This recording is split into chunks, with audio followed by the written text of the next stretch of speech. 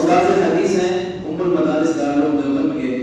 ہم آپ کا دل کی گہرائیوں سے استقبال کرتے ہیں اور آپ کو اہلا و سہلا مرحبا کہتے ہیں۔ حضرت کی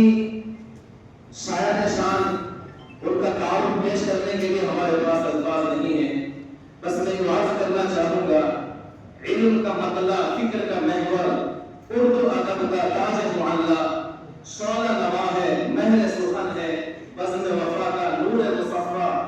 سحر بیان سحر مجسم، طرز نگارش سب سے نرالا، لفظ ہے موتی، فکر ہے ڈگری، جیسے چمکتا دشت میں حالا، نثر میں جادو، نظم میں خوشبو، فکر و نظر کا ایک سمندر، آپ کی آمد بزم کے رونق، آپ کا رتبہ سب سے برتر، محفل دل کو بخش دی آپ نے، رونق مہر و ماہ و ثریا، آج ہماری بزم کا چہرہ ہو گیا جیسے نور کا دریا، شوق کا حاصل، عزم کا رہبر، شوکت بزم علم و ہدایت، خوش قسمت ہے اہل محفل، حاصل جو ہوئی ہے آپ کی صحبت۔ میں حضرت کو دل کی گہرائیوں سے